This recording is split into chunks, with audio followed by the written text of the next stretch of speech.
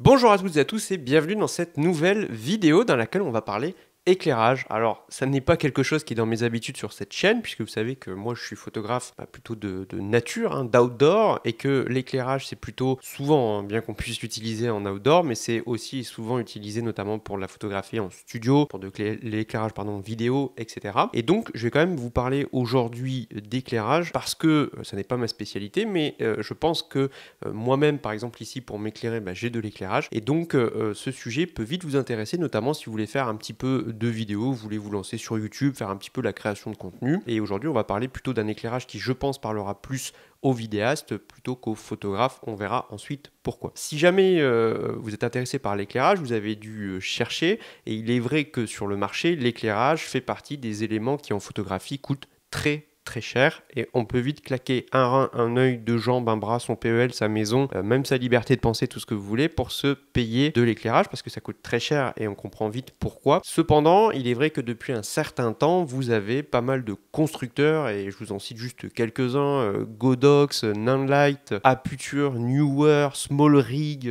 enfin bref, il y en a plein, qui sortent des lumières en continu, ce qu'on appelle des LED, et particulièrement des COB, qui sont au rapport qualité-prix très agressif sur des produits qui sont généralement sur des puissances de 60, 100, 150 watts, voire 200 watts. Et l'objectif pour ces marques, c'est de proposer un rapport qualité-prix vraiment imbattable tout en avançant une certaine qualité. Il est vrai que sur cette chaîne, moi ce que j'aime beaucoup faire, et la dernière vidéo que j'ai sortie sur les micros Synco, en est l'exemple, c'est que d'un côté c'est vrai que je peux tester des matériels qui sont pour un public très avancé, un peu expert, etc. Mais en même temps j'aime beaucoup tester des matériels qui sont au rapport qualité-prix très agressif et qui s'adressent au plus grand nombre. Et pour l'éclairage, c'est vrai que je trouve ça intéressant parce que je pense que ça va parler au plus grand nombre, parce que moi-même par exemple je n'ai pas besoin d'avoir des éclairages très chers en milliers d'euros, parce que ça n'est pas du tout dans mon type d'activité de photo ou de vidéo. Et donc moi-même à titre personnel, ce qui m'intéresse plus sont des éclairages pas forcément très puissants, parce que j'ai pas besoin d'éclairage très puissant, mais qui vont suffire par exemple pour ici faire l'éclairage pour YouTube, etc. Et donc parmi toutes les marques qui existent sur ce marché très concurrentiel, il y en a une qui s'est lancée il y a pas longtemps et qui sur ce type de produit, je crois, n'avait jamais sorti de produit. Cette marque c'est Ulanzi, je vous en avais déjà parlé il y a peu de temps sur les petits sacs. Et Ulanzi, ils sont très connus pour sortir des produits au rapport qualité-prix très agressif. Je vous avais parlé des sacs qui sont assez proches de ce que fait Peak Design. Bien évidemment, on pense à eux, et je pense que c'est le cas sur lequel ils sont le plus connus pour leur trépied 0Y, qui est un excellent trépied, de ce que vraiment beaucoup de gens disent. Je ne l'ai jamais testé, mais il a très bonne presse, pour 2 fois moins cher que Peak Design, et c'est un trépied voyage carbone, etc. Donc c'est une marque qui est habituée à sortir des rapports qualité-prix très agressifs. Et donc là, ils ont sorti un éclairage qui, justement, est là pour un petit peu casser le marché.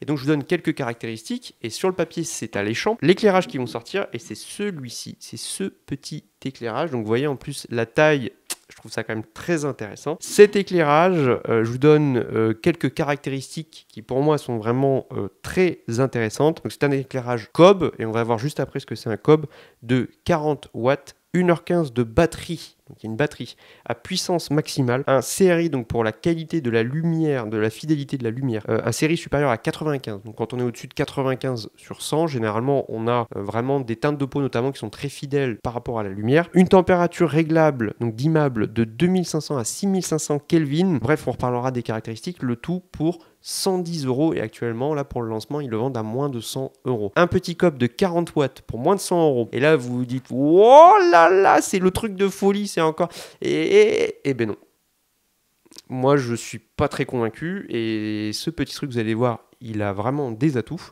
mais au global, et vous verrez qu'à la fin de cette vidéo, et au fur et à mesure je vais vous expliquer pourquoi, c'est un bon produit, je peux pas vous dire le contraire, mais moi personnellement, il ne m'a pas convaincu. Et vous savez, sur cette chaîne, moi j'aime toujours dire ce que je pense, et donc là je vais vous expliquer pourquoi. Et comme je vous le dis, et je vous le dis dès le départ, et il n'y a pas de miracle, ça n'est pas un mauvais produit, c'est simplement que le produit en lui-même, je trouve, est difficile à caser. Enfin bref, je vais vous expliquer tout ça dans cette vidéo, donc on va le tester, je vais vous le présenter, on va faire des tests terrain, etc. Mais vous allez voir, je suis quand même plutôt très nuancé, donc on va voir pourquoi. Allez, c'est parti. Donc Ulanzi a sorti cet éclairage COB. Donc qu'est-ce que c'est que le COB? Le COB, c'est une technologie de LED qui a un petit peu révolutionné le milieu de l'éclairage pour la photo et de la vidéo. C'est très populaire notamment pour de la vidéo, parce que jusqu'ici on connaissait les LED, vous savez, des panneaux de LED avec plein de petits LED alignés. Et puis le COB, c'est un rassemblement de LED en fait que vous avez. C'est ici le point jaune que vous avez au centre. Et donc le principe, principe, c'est qu'une concentration de plein de petites LED qui offrent en fait une puissance beaucoup plus forte et surtout une taille beaucoup plus compacte. Donc le principe des COB, c'est d'avoir des LED qui sont plus compactes et qui sont plus puissantes. Donc c'est très intéressant et surtout on arrive aujourd'hui à avoir des COB qui sont très très puissantes pour faire de l'éclairage en continu. Jusqu'ici, c'est vrai que pour l'éclairage, on utilisait des éclairages en fait à ampoule, qui avaient aussi leurs inconvénients, leurs coûts, etc. Et les LED ont un petit peu révolutionné tout ça. Ces COB aujourd'hui, ils ont bouleversé le marché et vous trouverez énormément de COB donc chez les marques que je vous ai citées, Godox, SmallRig, Aputure, Nonlight, etc. Et donc aujourd'hui, on les utilise même pour les plus puissantes en photo. Ça va pas titiller quand même la puissance d'un flash, mais en tout cas, ça s'en rapproche pour les plus puissantes. Et en vidéo, c'est très intéressant pour faire de l'interview, etc., etc. Enfin bref, donc Ulanzi a décidé de reprendre cette technologie. Et quand on dit que le prix de base c'est 109 € et des broutilles, donc pour pas dire 110 €, c'est vrai que c'est surprenant de se dire, c'est vraiment très agressif, sachant que aujourd'hui sur le marché, on retrouve généralement des COB entrée de gamme pour à peu près 60 watts. Chez Godox, chez Neewer, etc., généralement, on est entre 150 et 200 €. Là, on a 40 watts, donc c'est certes moins puissant, mais on est autour de la centaine d'euros. Donc, sur le papier, c'est très agressif. Et légitimement, on peut se demander si cet éclairage, par exemple, il peut convenir pour débuter, etc., etc. Donc, je vous donne rapidement quelques spécificités de ce produit qui, là-dessus, je tiens à le dire, est quand même très complet. Et moi, je suis quand même, encore une fois, épaté de ce qu'on peut faire avec pour le prix. Donc, éclairage COB de 40 watts, une batterie interne de 3400 mAh qui vous permet de tenir de 1h15 en étant en puissance maximale jusqu'à 5h en puissance minimale. Donc 1h15, c'est quand même pas mal du tout et c'est très intéressant, on va en parler, le fait d'avoir une batterie parce que ça veut dire que vous pouvez l'emporter partout. Donc c'est de l'éclairage nomade et c'est ça qui va être intéressant. On a un ventilateur interne parce que pour les COB, il faut aussi les ventiler pour les refroidir. Ensuite, vous avez une puissance qui est réglable donc via un potentiomètre, donc c'est dimmable, de 0 à 100%. Vous avez également une température qui est réglable de 2500 à 6500 Kelvin. Donc, on ne va pas sur des températures qui sont très froides, mais par contre, on va sur du très chaud à 2500 Kelvin. Vous avez un petit écran à l'arrière LED. Donc, ce petit écran, il vous permet de régler le tout. Vous avez 8 effets lumineux. Voilà, donc ça on va en parler après. Et le tout pèse 460 grammes tout compris, sachant que dans le kit vous avez également donc l'éclairage. Vous avez ensuite un bol plus un diffuseur en caoutchouc, plus aussi un chargeur secteur que vous avez à l'intérieur. Donc au global, si je reviens sur l'ergonomie de ce petit éclairage, franchement c'est très sympa, c'est de belle qualité la construction, alors c'est du plastique, mais c'est plutôt pas mal. Il y a quand même pas mal d'aération pour la ventilation. Au niveau de l'interface, c'est assez épuré, Vous avez donc tout simplement à l'arrière, vous avez les deux boutons de réglage. À gauche, vous avez la température et à droite, vous avez la puissance. Ensuite, vous avez le petit écran. Sur cet écran, vous avez les petites informations, donc ça c'est vraiment simple. Cet écran il s'allume quand vous réglez vos paramètres et honnêtement là-dessus voilà, c'est très épuré et encore une fois c'est très simple. Vous avez aussi le niveau de batterie qui est sur l'écran. Juste en dessous vous avez le bouton on off, enfin 0-1 pour allumer et éteindre. À savoir que quand vous allumez, vous avez un petit délai de peut-être, je sais pas, 2 secondes, un truc dans le genre, le temps que l'éclairage s'allume. Et ensuite, juste en dessous, légèrement sur la gauche, vous avez le petit port pour brancher l'alimentation secteur. Donc vous avez une batterie, enfin en tout cas un chargeur qui est fourni avec. Sachant que cet éclairage, vous pouvez aussi tout à fait le brancher en continu si vous faites de longues sessions d'enregistrement. À l'avant, vous avez donc le COB, donc l'éclairage avec la ventilation derrière. Ensuite, dessous, vous avez un pas de vis classique pour tout ce qui est trépied, etc. Donc ça, c'est pratique parce que, par exemple, moi, sur les tests que j'ai fait, je l'ai mis sur un support classique qu'on met, vous savez, sur la griffe flash. Donc ça permet de le mettre au-dessus de sa caméra. Donc là-dessus, c'est vraiment pas mal. C'est un produit qui n'est pas conçu pour être mis sur les gros pieds d'éclairage, etc. Et c'est pas du tout le but. Mais c'est vraiment quelque chose qui est fait pour être, par exemple, mis au-dessus d'une caméra ou sur un petit trépied d'appoint. Voilà, c'est un produit qui est nomade. Donc vous avez tout autour une ventilation qui est interne pour refroidir refroidir le tout. Alors cette ventilation, comment vous dire? Ce que j'ai fait, c'est que j'ai mesuré sa nuisance, on va dire. Moi, je trouve que pour ce type de produit, je trouve que la ventilation est quand même assez forte et que si par exemple vous voulez mettre le projecteur à côté de vous et que vous avez par exemple une captation sonore à côté, je pense que ça peut vraiment vous gêner. Et aussi, je pense que si vous le mettez au-dessus de la caméra et que vous avez par exemple un micro canon, là vous allez vraiment entendre la ventilation. Pour la taille du produit, moi je trouve que c'est quand même un peu trop bruyant. Donc ce que je vous propose, c'est que j'ai fait un test avec le micro pour venir mesurer ce son. Donc je vous fais écouter ce test.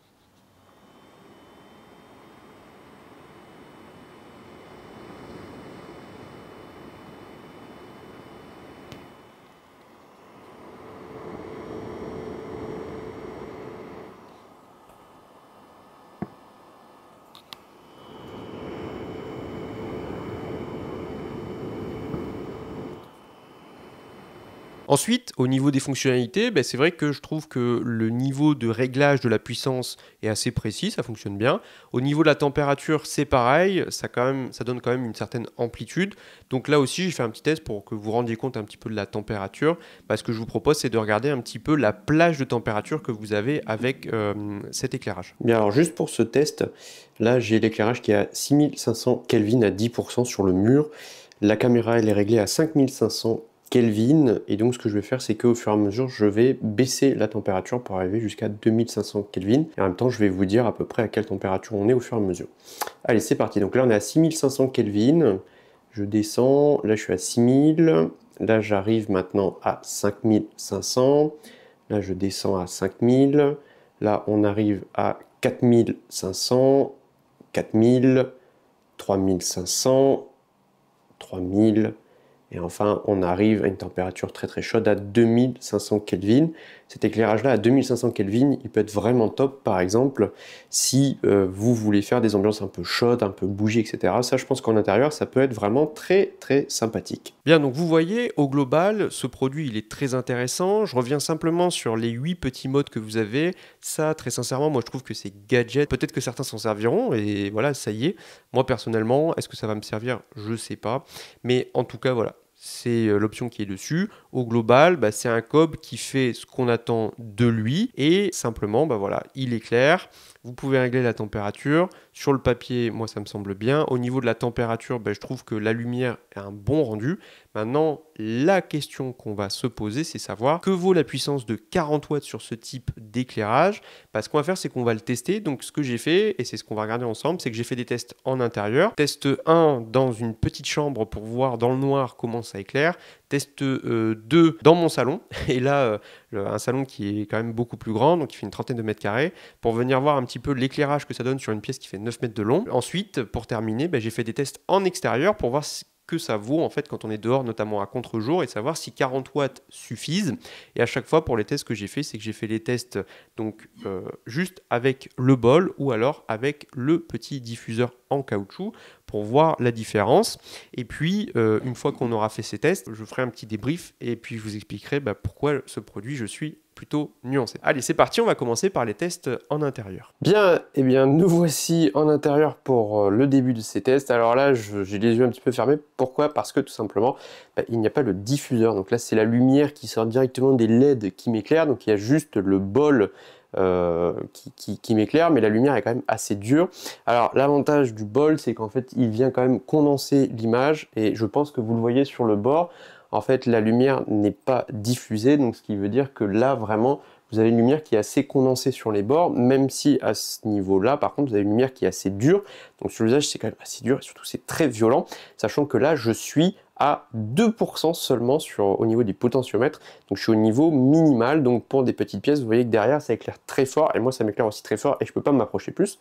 Maintenant, ce que je vais faire, c'est que je vais apposer le diffuseur pour voir un petit peu l'incidence que ça a, notamment sur le visage, et vous allez voir que ça change absolument tout. Donc là, ça y est, j'ai mis le diffuseur en caoutchouc sur le projecteur, et là, vous voyez de suite que la lumière est bien moins dure, donc ça s'y prête bien plus si jamais vous avez besoin d'un éclairage avec quand même une lumière qui est plus diffuse, donc sur le visage, c'est quand même moins dur. Surtout, je suis bien moins ébloui. Là, je suis passé à 20% de la puissance.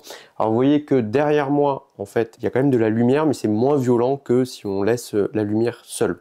Maintenant, ce que je vais faire, c'est que vous allez voir la différence, c'est que je vais mettre à 100%. Donc, vous allez voir de près ce que ça donne. Moi, ça va un petit peu m'éblouir, attention.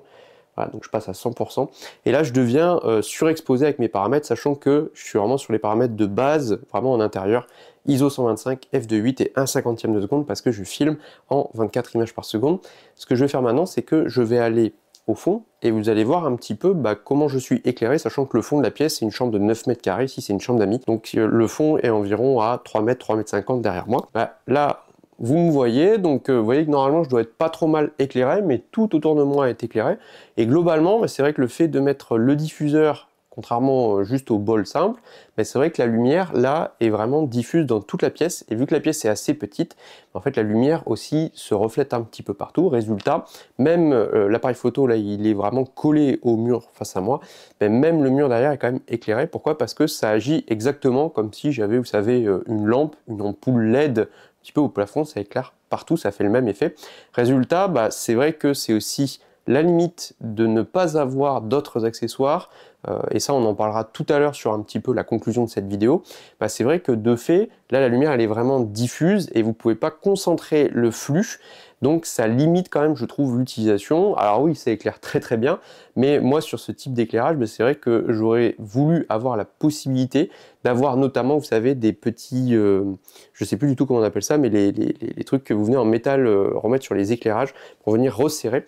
Et c'est vrai qu'à partir de là, ça permettrait quand même de venir concentrer le flux, de le limiter en largeur, alors que là, vous n'avez pas d'autre choix que de le mettre partout, ou alors de vous contenter du bol, mais qui lui vous aveugle, qui vous donne une lumière très dure. Enfin bref, vous voyez un petit peu le principe. Et là, vraiment, il y a toute la pièce, encore une fois, qui est éclairée. Maintenant, ce qu'on va faire, c'est qu'on va passer dans le salon. Donc c'est un salon, vous allez voir, qui fait une trentaine de mètres carrés, donc c'est plus grand, la pièce est beaucoup plus longue, et donc le but, ça va être de voir dans une pièce plus grande, en fait, si ce projecteur, cet éclairage est efficace. En tout cas, dans la chambre, l'éclairage est suffisamment puissant.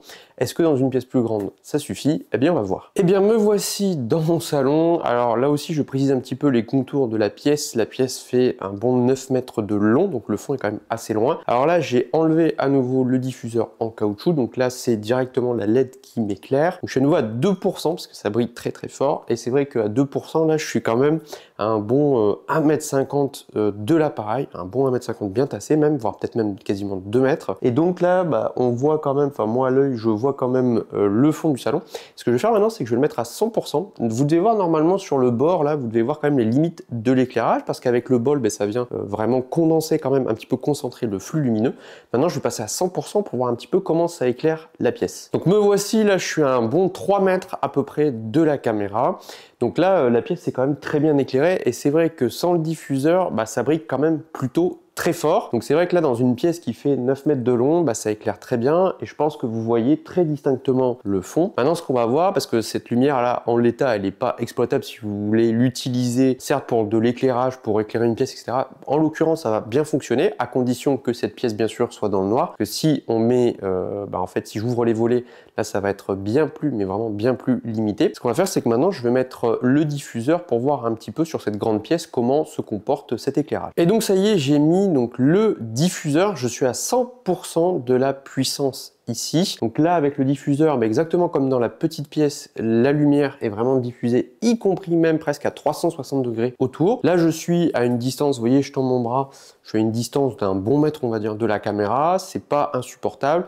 Par contre, au niveau de mon exposition, quand je regarde, et j'ai fait une mesure d'exposition sur la caméra vraiment en centrale, donc là, c'est sur moi. Et donc là, je suis à peu près à moins 0,7 à peu près. Par contre, derrière, c'est vrai que j'ai l'impression que c'est plutôt sombre, parce que j'ai le retour écran en même temps. C'est plutôt sombre. Et si maintenant je me décale, voilà, on voit quand même moins la pièce qui est moins exposée. Et si je vais un petit peu plus loin, là, je suis derrière le canapé, donc je suis environ 3 mètres. Et là, je pense que de suite, là, je suis beaucoup trop sombre et ça n'éclaire pas suffisamment. Donc là aussi, à nouveau, le fait d'avoir simplement juste ce petit diffuseur limite quand même les utilisations. Et donc maintenant, pour terminer ces tests d'éclairage, ce que je vous propose, bah, c'est de le mettre en situation la plus difficile qui soit pour ce type d'éclairage, c'est en extérieur, en contre-jour, parce qu'il peut être utile d'utiliser un éclairage pour déboucher des ombres quand on est en contre-jour dehors. On va voir comment il se comporte et savoir est-ce que 40 watts suffisent. Bien, alors nous voici en extérieur. Si vous entendez du bruit, c'est normal parce que en fait je suis pas loin d'une route. Je me suis mis dehors volontairement en condition de contre-jour parce qu'il y a le soleil qui est juste au-dessus derrière moi. Donc là, c'est une situation typique pour filmer. C'est une vraie galère parce que si vous voulez garder un environnement qui est quand même éclairé sans que ce soit cramé, sans filtre GND, etc., c'est vrai qu'un éclairage est là pour normalement déboucher les ombres. Donc là, j'ai pas du tout touché à l'exposition. Normalement, je suis très sombre et derrière moi, le ciel est très clair.